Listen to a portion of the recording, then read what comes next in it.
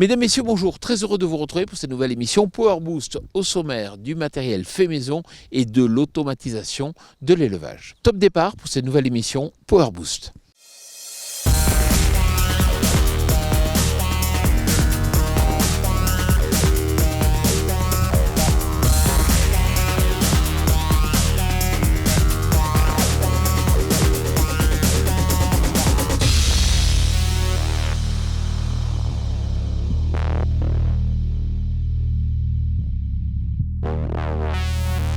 Salut le Power Booster.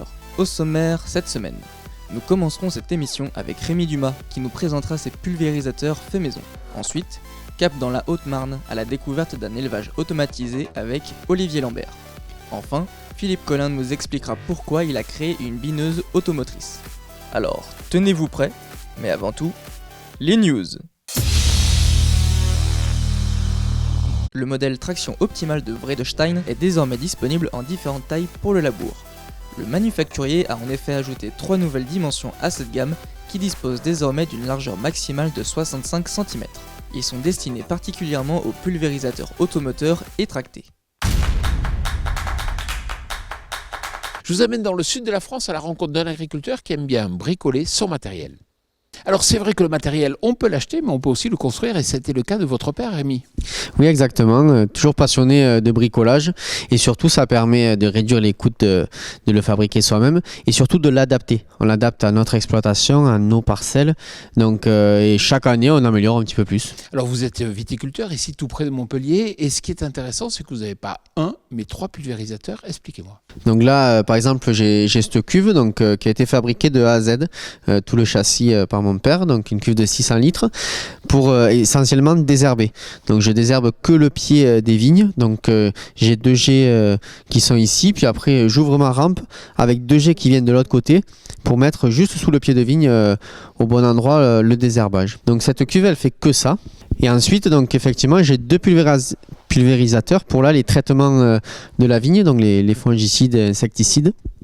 Donc dans le même principe, donc celui-là il a été fabriqué pareil par mon papa. Et là donc j'ouvre ici. Et donc ça c'est exclusivement pour les 2-3 premiers traitements avec des jets portés. Donc ça permet, voilà, quand il y a juste 2, 3, 4, 5 feuilles étalées, de mettre vraiment le produit que sur les feuilles et qu'il n'y ait pas de diffusion autour et de perte du coup de produit. Et pareil, comme j'ai des vignes à 2,50 m et à 3 mètres de largeur de plantation, donc là, vous voyez, je déplace cette tige qui vient ici, j'agrandis un peu et ça me permet de passer dans les vignes plantées à 3 mètres. Donc ça, c'est pour les 2-3 premiers traitements.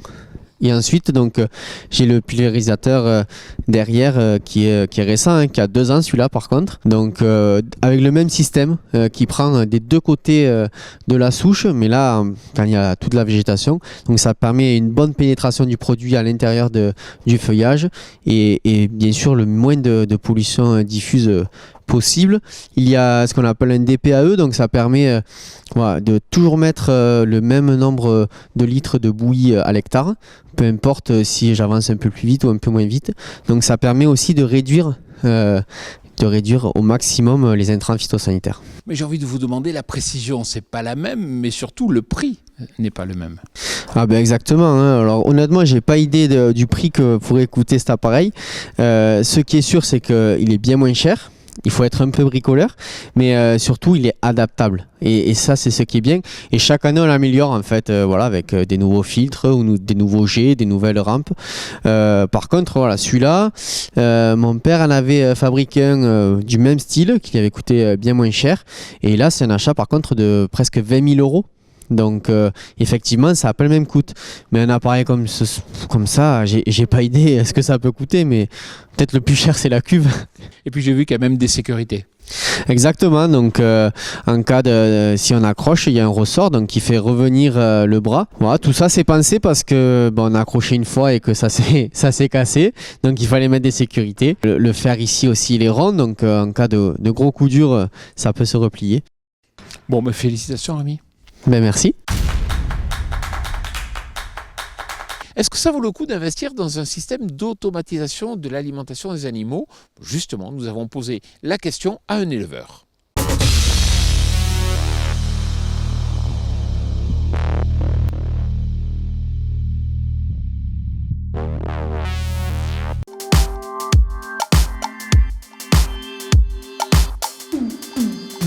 Donc nous avons commencé à automatiser la traite il y a 11 ans.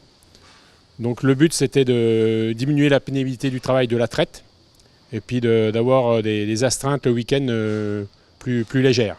Ensuite, il y a 2 ans, nous avons automatisé l'alimentation de tout le troupeau avec des chariots d'alimentation qui sont autonomes. Donc là aussi, pour remplacer de la main-d'œuvre qui partait en retraite et diminuer la pénibilité et l'astreinte du week-end et des périodes de vacances.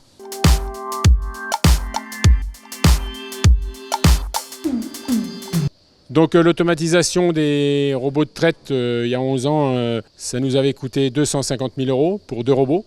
Et l'alimentation des 450 animaux par des robots Lely Vector nous a coûté 220 000 € d'investissement.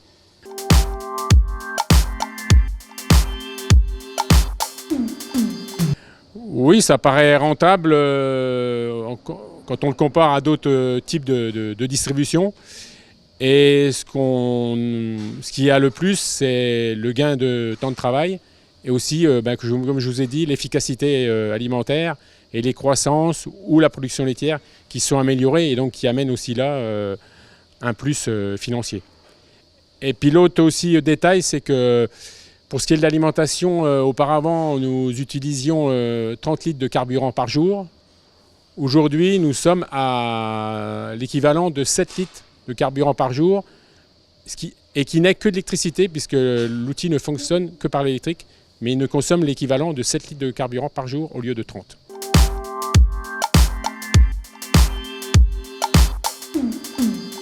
Après, il faut que la typologie de la ferme le permette, parce que il ne faut pas qu'il y ait trop de pente, il faut que tout soit bétonné, donc il y a quelques petites contraintes de relief, tout ça, qui font qu'on peut ne pas avoir la possibilité de mettre un robot d'alimentation.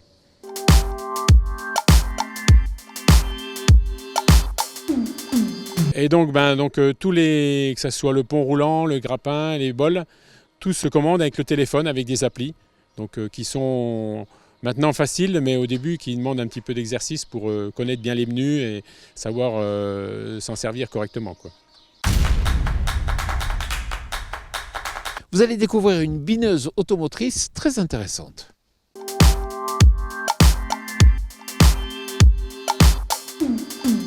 Alors, la bineuse automotrice, c'est un outil qui est dérivé d'un automoteur enjambeur vigneron avec un cadre de support dedans bineuse, donc des dents sarcleuses.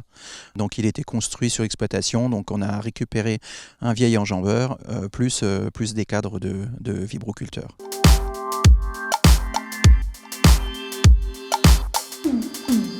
Alors en fait, en 2014, on est passé en bio. Le désherbage mécanique fait partie des solutions. Donc on a plusieurs solutions sur les assolements, etc. Mais sur le colza et le tournesol, qui sont des cultures semées en ligne et sur lesquelles on bine, il fallait trouver une solution de binage. Donc on a vu pas mal de choses et en fait, on s'est plutôt orienté sur l'automoteur parce que pour une rapidité d'exécution, c'est-à-dire que c'est quelque chose qui est toujours en place, donc avec des écartements qui sont bien précis. Comme les fenêtres météo sont souvent pas très évidentes, c'est quelque chose qui est très réactif.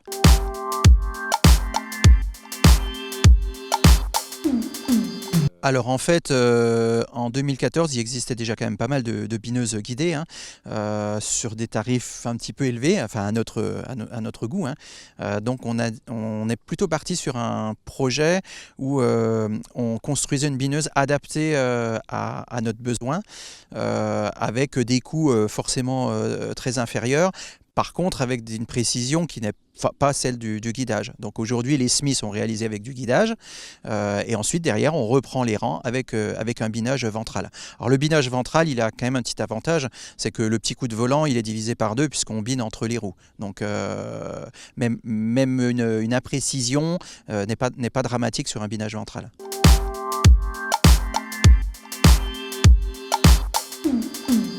Alors oui, mais il peut encore être amélioré avec des complémentarités de désherbage mécanique. C'est-à-dire que le binage ne nous empêche pas de passer la RC-tri ou la roto-étrie.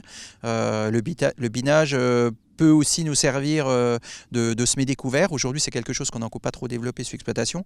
Mais voilà, le binage seul, c'est qu'une solution. C'est-à-dire qu'il faut vraiment souvent le mixer à autre chose. Donc aujourd'hui, c'est une réussite parce que vous regardez le colza, le colza est passé au-dessus des quelques adventices qui restent. Et c'est aussi un but de laisser une partie des adventices.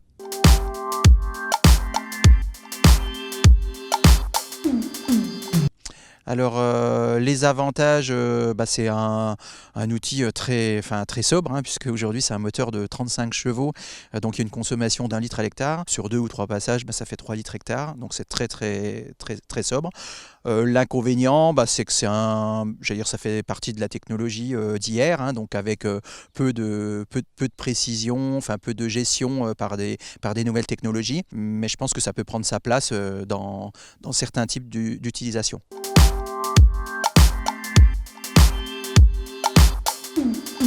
Alors cet outil-là aujourd'hui, on parlait justement de motorisation biométhane, il est encore en motorisation diesel, peu de consommation, donc ça pourrait être vraiment un projet du modifié sur un nouveau type de motorisation, donc en l'occurrence chez nous plutôt du biométhane, avec une capacité de réservoir qui pourrait intégrer et un petit moteur, ça n'a pas besoin de beaucoup de puissance, donc voilà. Voilà, j'espère que cette émission Power Boost vous a plu. Je vous retrouve la semaine prochaine, mais d'ici là, n'oubliez pas que chaque jour sur notre chaîne YouTube, vous pouvez, si vous vous abonnez, découvrir les nouvelles vidéos que nous produisons. À bientôt.